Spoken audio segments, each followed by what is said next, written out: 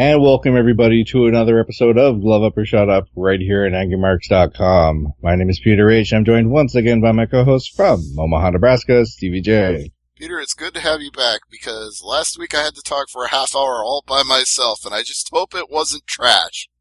No, it was good for the one-man rock band that you are. It's just... yeah, just call me Heath Slater.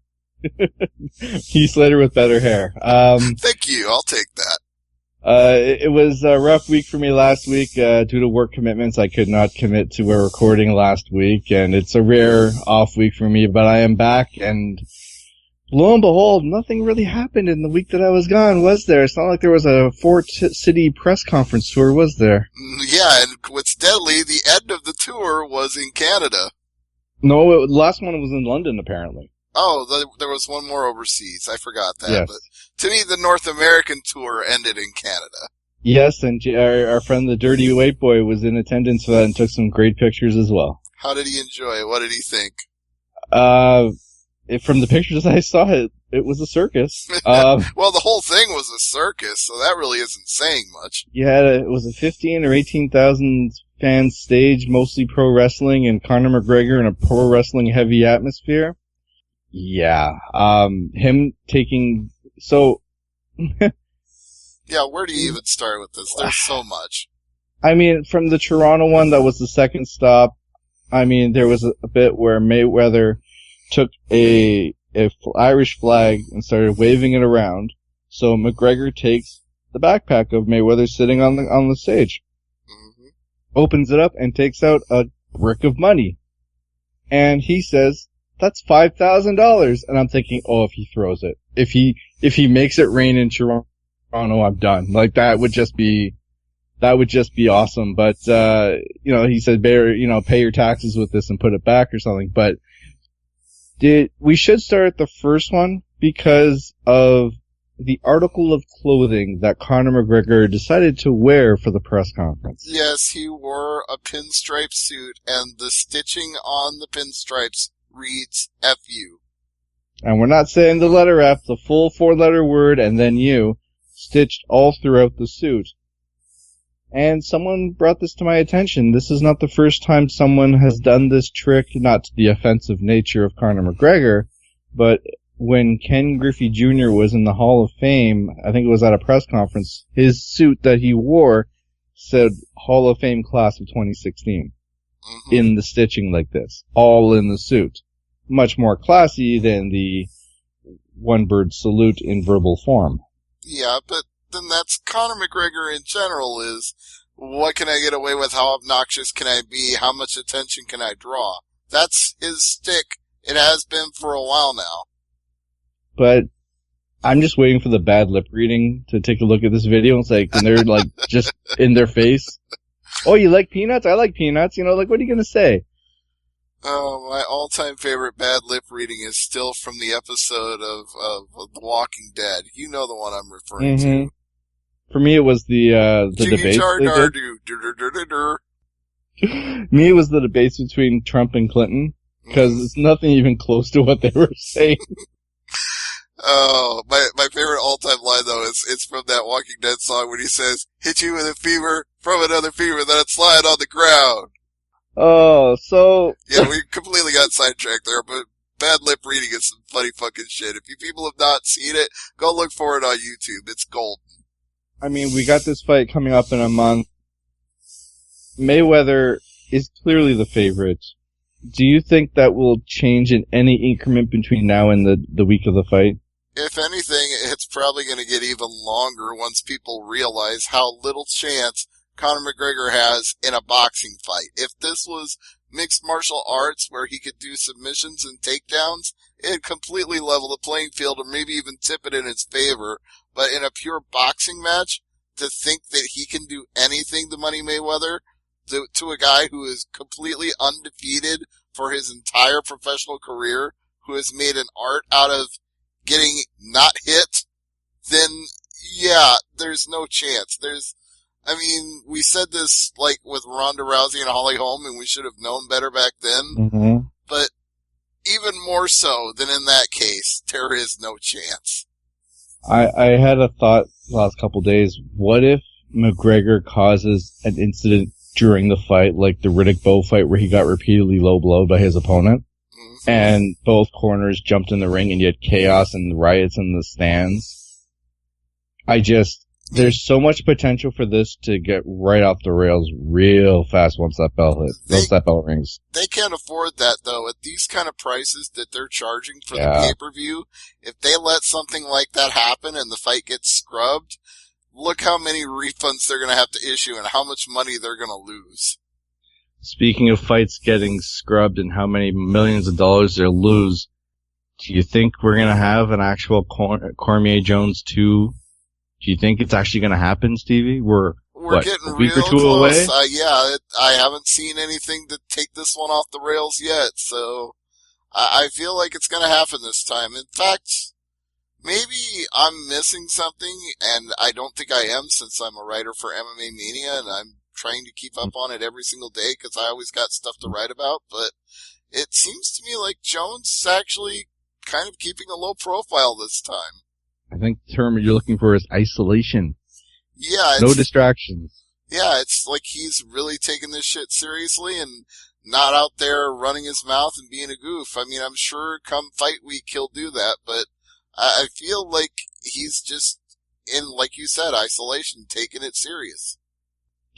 I just have flat that meeting with White and Cormier backstage, and they said Jones tested positive, and Cormier still wants to fight him. I'll sign a waiver, and they're like, no, I can't do that. Commission won't let you do that. Yeah, Peter, your audio went to crap there. Basically just saying when Cormier and Dana White were talking backstage. It's not any better. I hate to interrupt you, but it's still shit.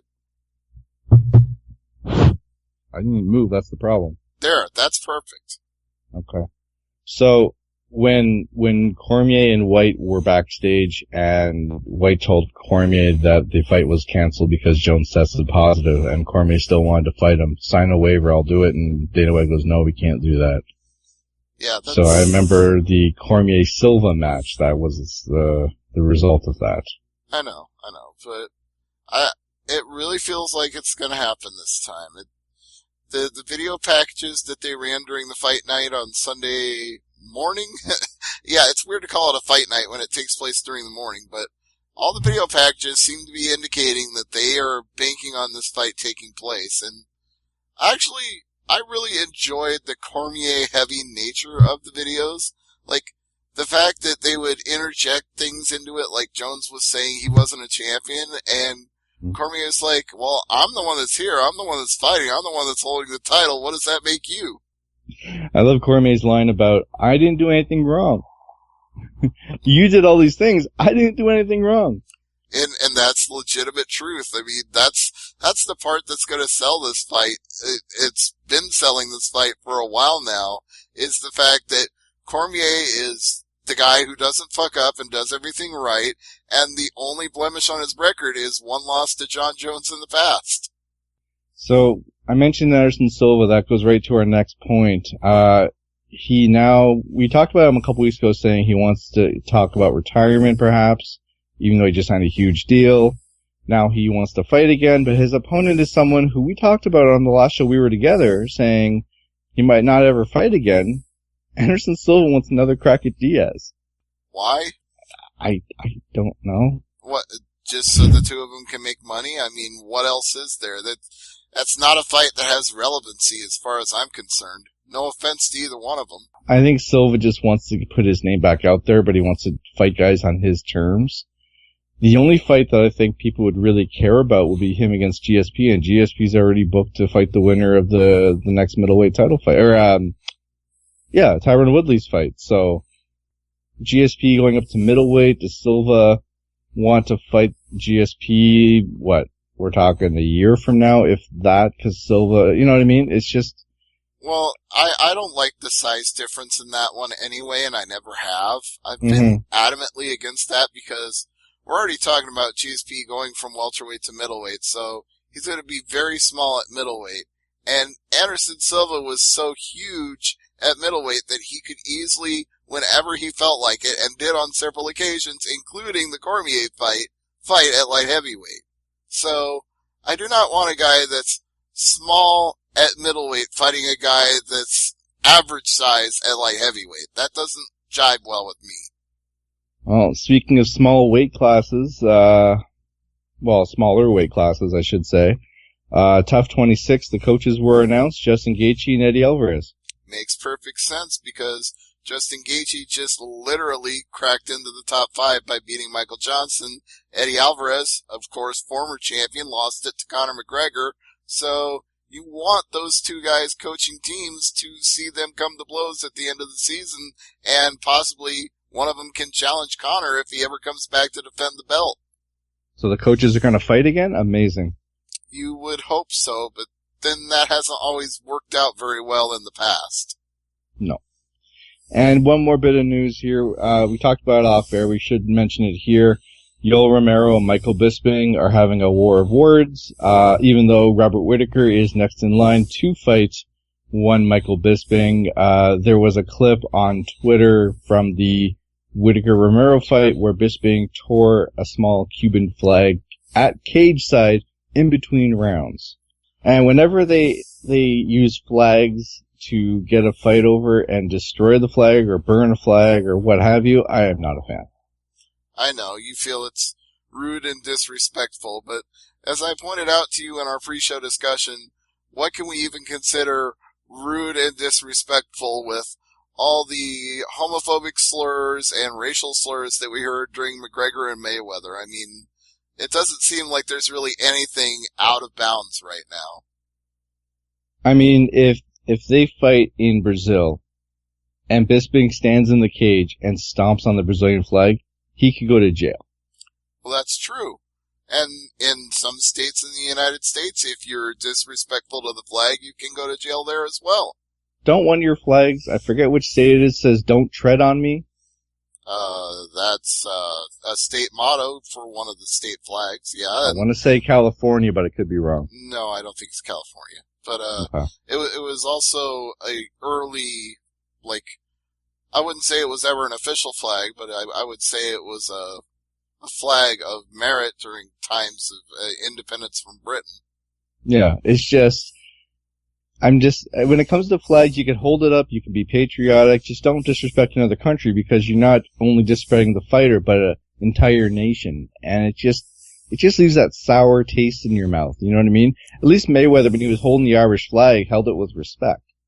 Yeah, well, that was the whole contention point between Wanderlei Silva and Chael Sonnen, was that Wanderlei felt Chael had been disrespectful to an entire country. That's why he was so passionate about having that fight. Well, and maybe next time he'll learn how to defend a takedown. Yeah. Or Well, maybe next time he'll actually go back and watch those episodes they taped together, because if anything, Chael came off the more respectful one of the two of them that whole season. Absolutely. We do have a couple of fight announcements to get out of the way here. Tour from the Professional Fight League from Everett on July 29th. Yushin Okami fights Andre Lobato, and Jake Shields fights Danny Davis Jr. Okay.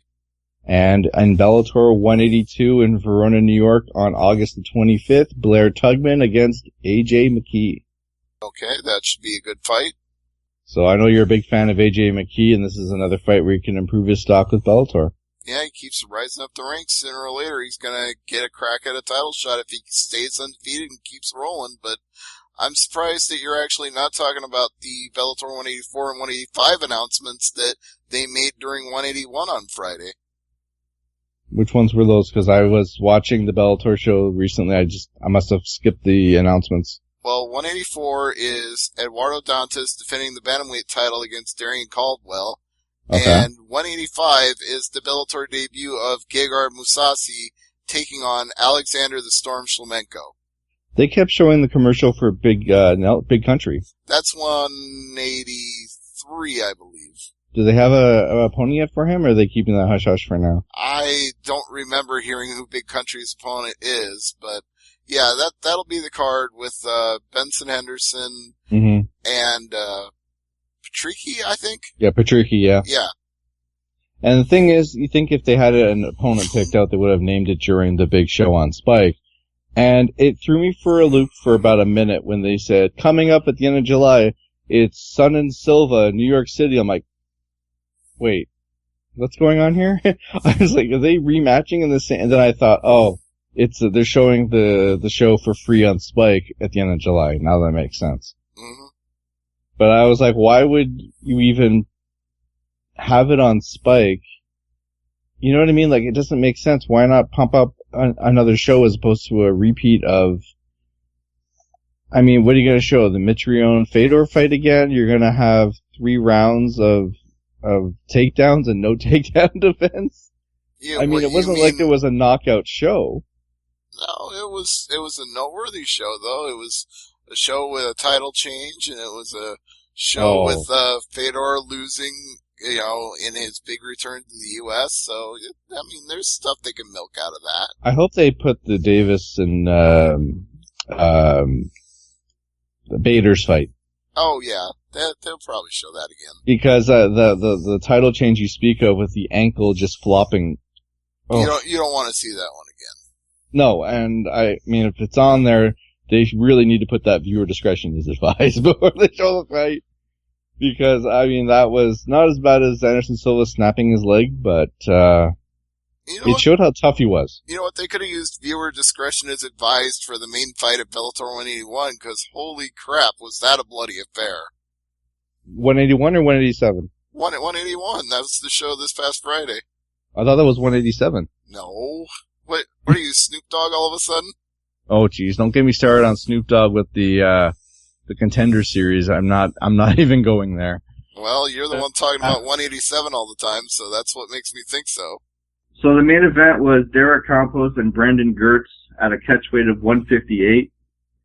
And this fight was a bloodbath early on with Campos landing a perfect knee right to a spot about 4 to 6 inches above the nose of Gertz, and it was a nasty gash on his lower forehead there. Yeah, we're talking like at least an inch deep and bleeding profusely. And it was actually a perfectly timed comeback to the fact that Gertz had rocked him with several shots and was going for a takedown, and that's when Campos landed the knee and busted him wide open. And this bloodbath was to the point that Mauro Ranallo was making Crimson Mask jokes on commentary, and I was like, what, are we going to get the Muda scale next? How far are you going to take this? It was getting worse, and at one point, I believe in the second round, Big John McCarthy stopped the fight, got the doctors in, they saw where the bleeding was going, and as long as it was not going into the eyes, they continued the fight. The round ended. They were taping up as best they could, and McCarthy talked to the doctor. The doctor told him no, basically, and all you heard was during the replay, the fight's over. Yeah, they made the right call here because they could not stem nor stop the bleeding, and that cut was pretty deep. And it was to the point where not only was blood loss going to be an issue, even if it didn't impair his vision, but it was also going to be unsafe, because what if a cut that deep got infected or something bad got in there? You know what? You wouldn't want that. So they made the right call. I know the crowd in Thackerville was not happy about it. I know Brandon Gertz was not happy about it. And even Derek Campos was like, hey, this dude's a warrior. He came in here and shed blood. Show him some fucking respect. And they had to bleep that out. They said that some of the fans were shooting up the 4 fingers, and I'm like, do we really want to see a 4th fight here? I don't know if that's necessary. I mean, it may have been an unsatisfying conclusion for people who wanted to see a knockout, but it was a win under the rules that are established, where if an opponent cannot continue and the doctor stops the fight, the person who is valid to have not been stopped is the winner of the fight. We saw the exact same thing with Primus and Chandler. You know, this was an unfortunate situation that just replayed itself in a completely different aspect, where a guy is ruled out by the doctor and the guy who's still left standing is the winner.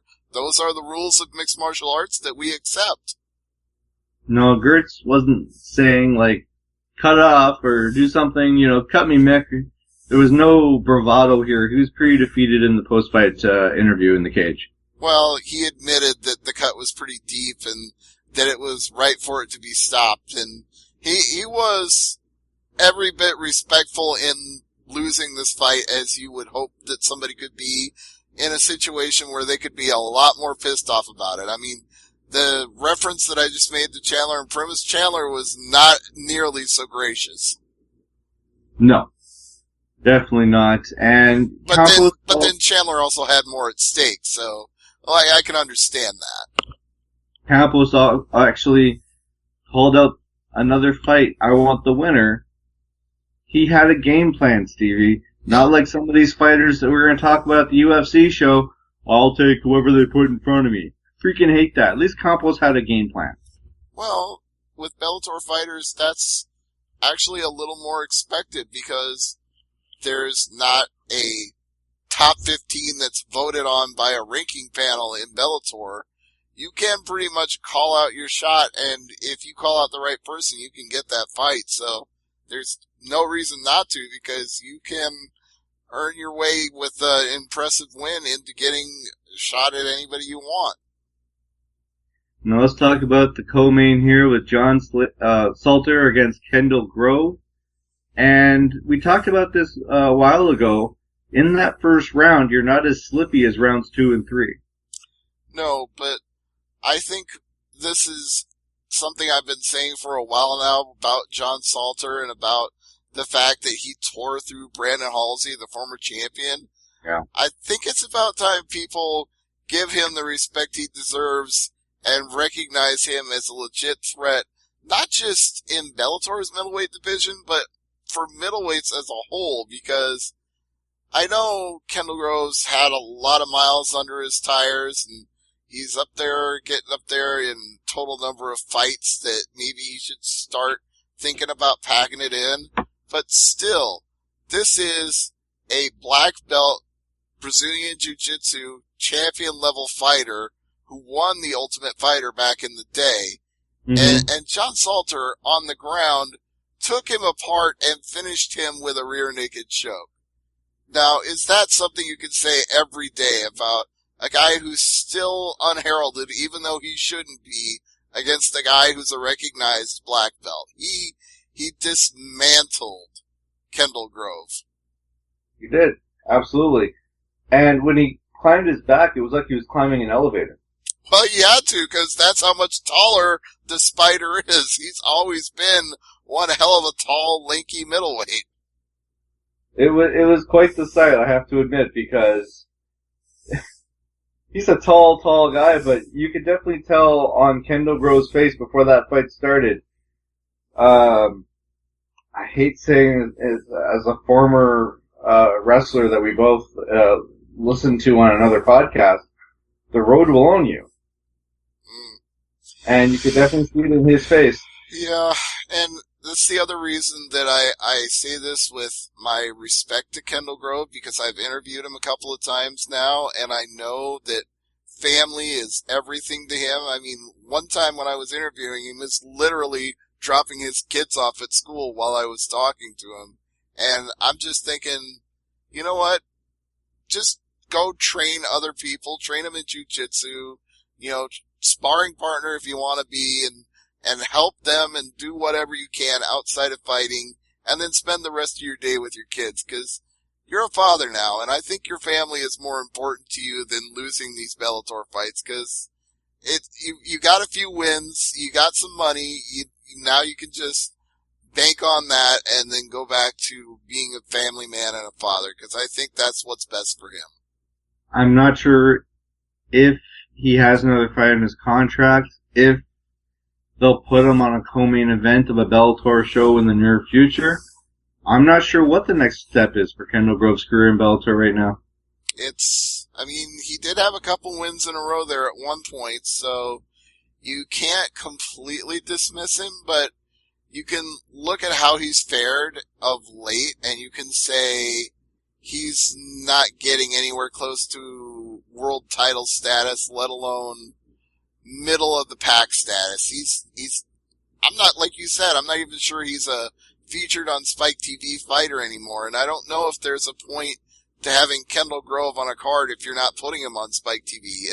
With the value of his name and what you would be paying him, you can't put that guy in preliminaries. that doesn't make sense. Well, let's talk about Emily Ducote against Jessica Middleton. This was a substitution fight.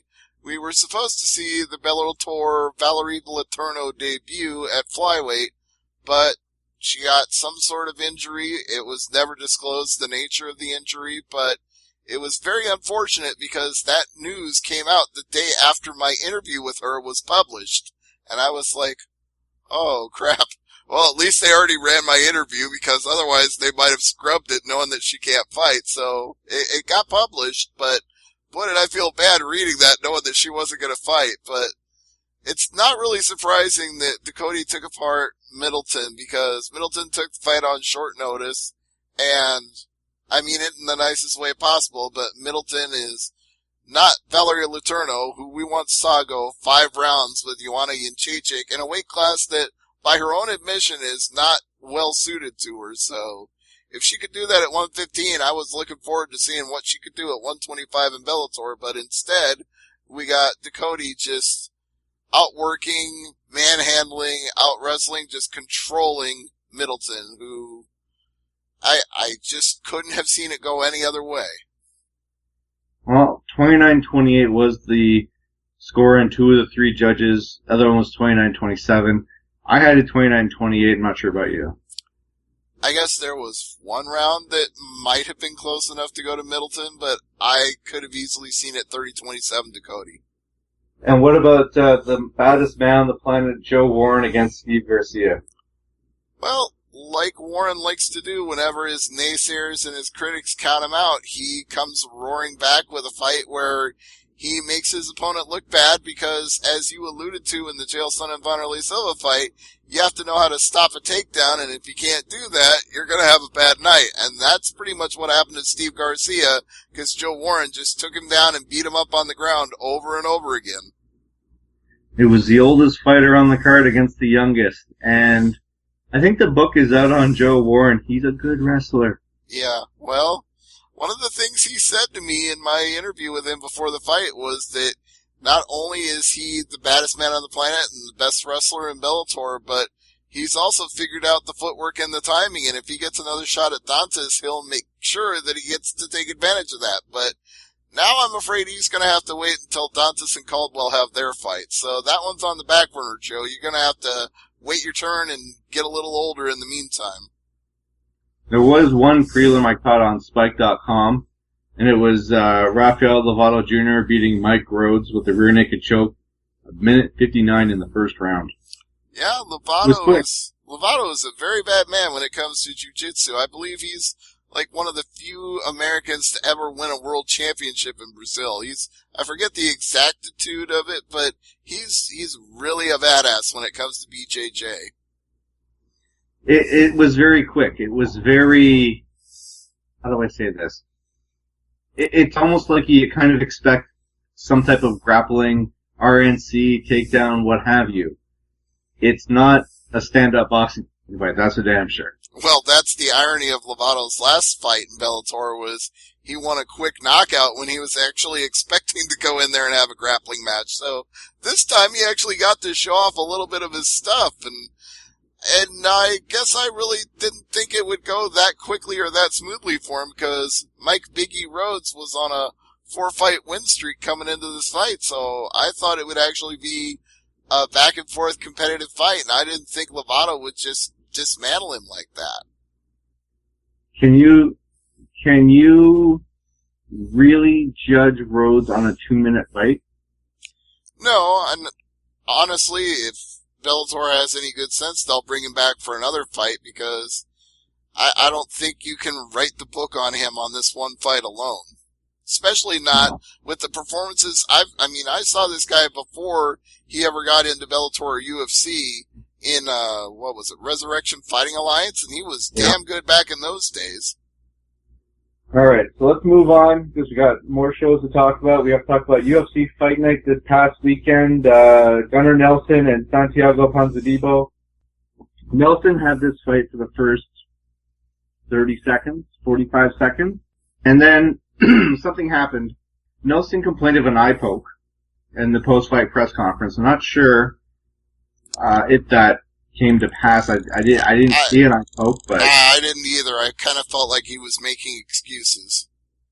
But Ponzinibbio flipped the script and hit Nelson with one hell of an uppercut. It kind of stunned him a little bit. He wobbled, missing a couple of punches, and the third one right on the button, and he did the double neck, like check your left, check your right, and down, falling backwards like an ST plunge. Like he hit him right on the KO button. And it was very surprising because, you know, he was dodging, and ping, and the referee was right there and basically saved Nelson to the point where when Nelson came to about 3 seconds later, he was pushing the referee away as the referee's got one hand waving the fight off and the other hand is protecting himself from Nelson as Nelson's reaching for his face. Right. He had that classic situation of a fighter who gets knocked out so bad he doesn't even know he was knocked out and thinks that the fight is still going on and is trying to fight the man in front of him. I feel bad because, as I said, it's one of those fights that, you know, less than 2 minutes, it's really hard to judge, but it's well, you can't judge something, though. You can judge the fact that Ponzinibbio hit a textbook perfect punch. I mean, it was so good that the camera even had a hard time capturing it. It was that quick. It was that explosive. It definitely would increase Santiago's ranking in the UFC. Well, yeah, it's number 14 against number 9, so you know they're basically going to flip-flop now. Yeah, and Santiago, I mean, hell, that puts him in top 10. He has another win like this. I had no problem if he beats number 5. Yeah, I mean, that's also like Ponzinibbio's 5th or 6th win in a row, so kid's putting together a hell of a streak and obviously the biggest career win of his fighting career in UFC to date, so sky's the limit for him right now. If he can continue to march his way up the ranks through tougher guys, then who knows where he ends up.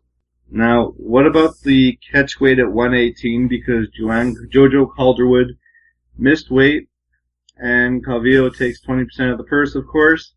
She was a bloody mess. She got hit, I'm not sure if it was a busted nose or, it looked like a busted nose to me, but she was bleeding and smiling at the same time.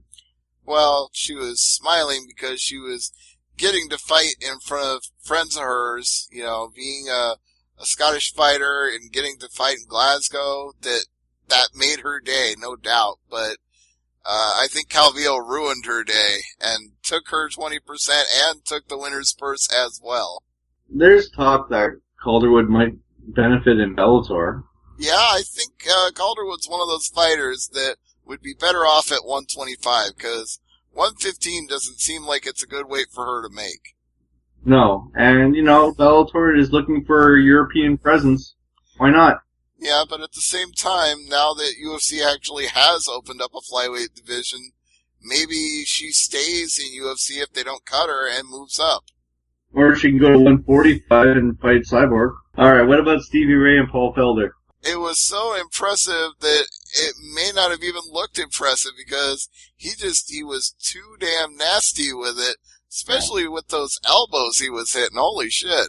Well, it was like 3 missed and the 4th one just lights out. Yeah, exactly.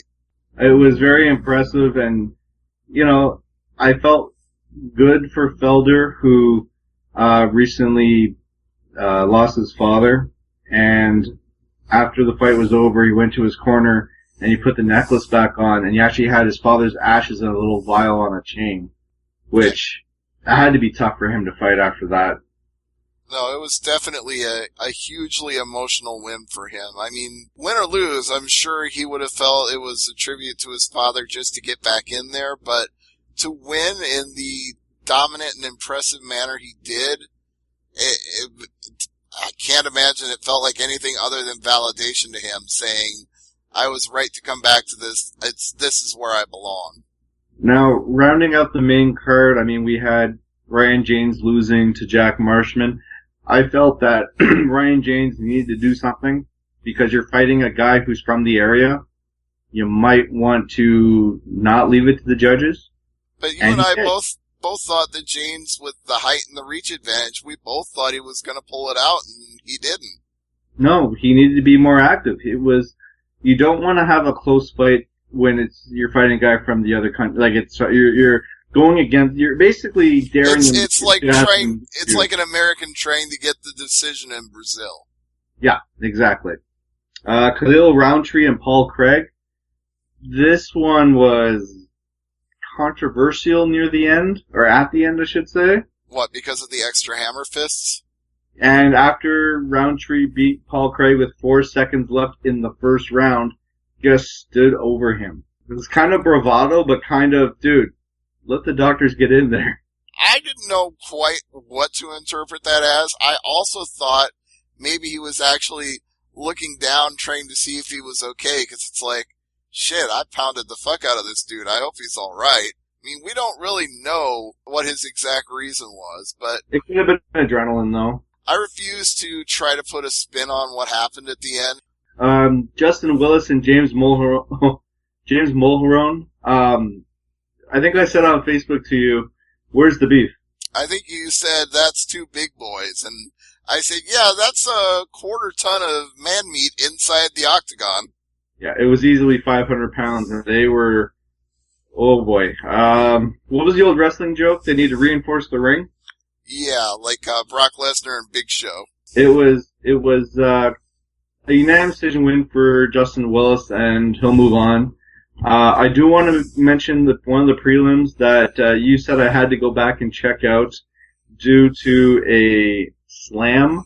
Oh, yes. You're talking about the Galore fight. You had to go back and see that. That was a spectacular finish. What did you think? So, somebody's already made a meme of this. I forget who it was. I saw it on Facebook today, and it was basically when real life hits you in the face, and it's a picture of Ward the second he hits the mat, because Galore just picked him up and threw him face first into the mat. And knocked him out cold. And he hit 2 punches so the referee could get in there. And I'm thinking, okay, but he's knocked out. Like, you're just inflicting more damage at this point that the referee should have been quicker to notice a knocked out opponent. Well, again, how is that the fault of the fighter? That's not his fault. It's not, but I think the referee needed to be maybe one step closer to the action. Maybe one of those punches wouldn't have landed.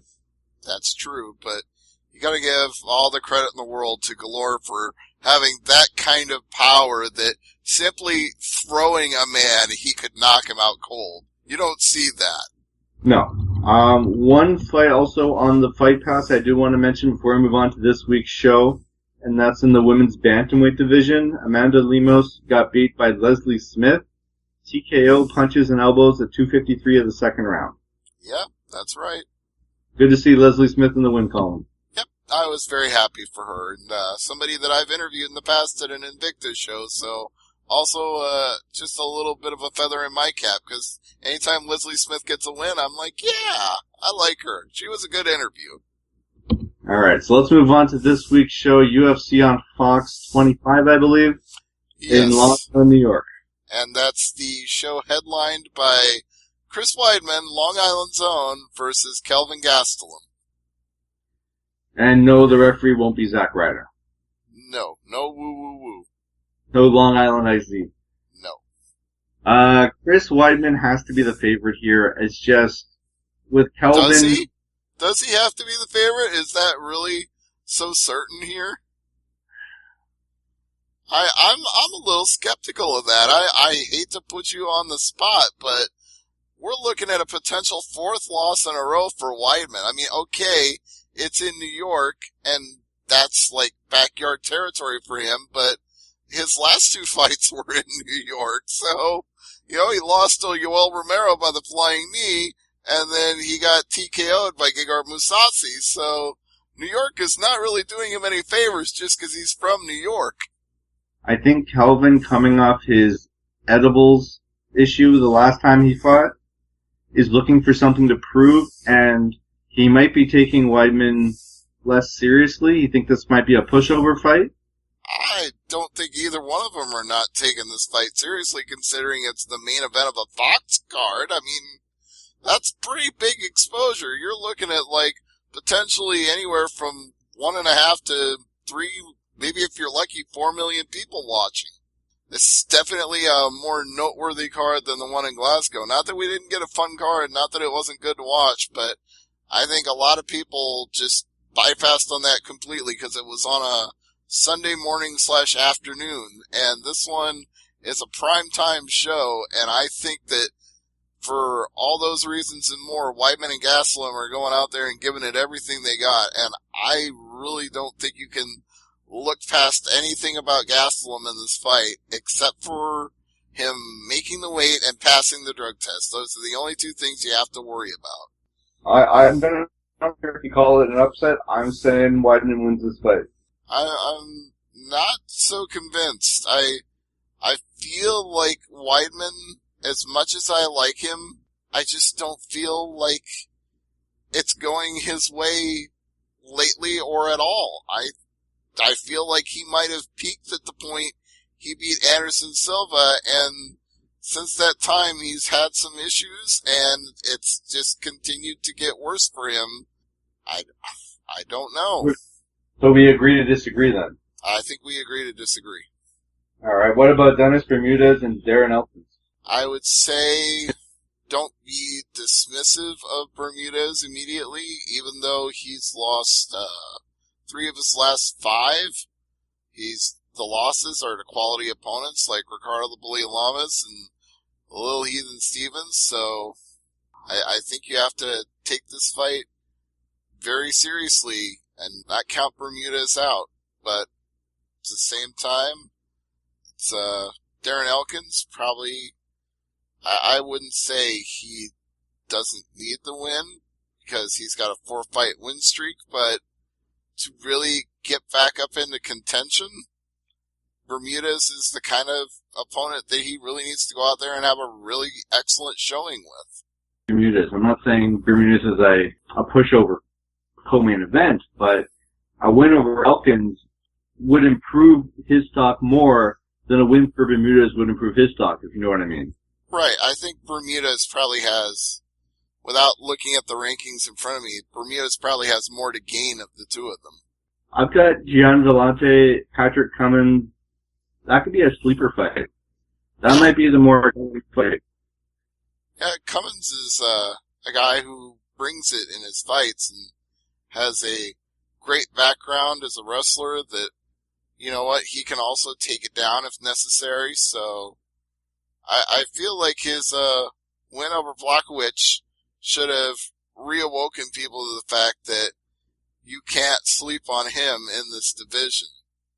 But Gian Vellante is a guy who is always going to be, I feel like he's sort of a gatekeeper fighter where he's going to beat guys that he probably should beat, and then he's going to get into spotlight fights and then not be able to complete the deal, like losing a technical decision to Open St. Preux and losing to Filthy Tom Lawler and Ilir Latifi. It's like there's just something about Vellante where he gets to a certain plateau and then he falls short, and I feel like Cummins is a guy who could take advantage of that.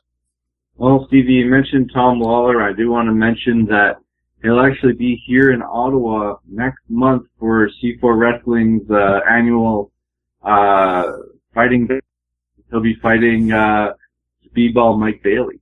All right, that should be a really excellent match, and be sure to give him the regards of the Wrestling Observer Figure 4 Empire. Absolutely. I'll see if I can get a photo with him. But, yeah, I'm excited to see Filthy Tom in a wrestling ring, because I know he can't exactly fight in mixed martial arts right now. No, not with his whole failure and suspension. So, pro wrestling seems to be the way he's making his living these days, and it's a natural transition for him, because he always had that kind of larger-than-life personality anyway. Yeah, and, see fighter he'll see one day in a wrestling ring is not Riddle. He's pro wrestling. Absolutely. Jimmy Rivera and Thomas Almeida wrap up the main card on Fox. I'm leaning towards Almeida in this one because his only loss was being knocked out by Cody Garbrandt, so I kind of think that Almeida is due to get back into the win column. And Rivera, yeah, he's definitely a talent. Nobody should take him lightly at 20-1, but I feel like of the two of them, I think Almeida is the more blue chip. Boy, I'm going to go with Rivera. I don't know why. It's just a feeling I have on that one. I mean, coming off the win over the California Kid, you're not exactly going out on a limb to say that. It's probably going to be like a coin flip on the betting line. If I had it right in front of me to tell you, I would, but I feel like it could go either way. The thing about the prelims, is there anything on the prelim on Fox or the prelim on Fight Pass you want to mention? Because I do want to mention one fight on the prelims on Fox. I would think you'd probably want to mention Ryan LaFleur and Alex Oliveira. Yeah, that's the fight I'm looking for in the welterweight division.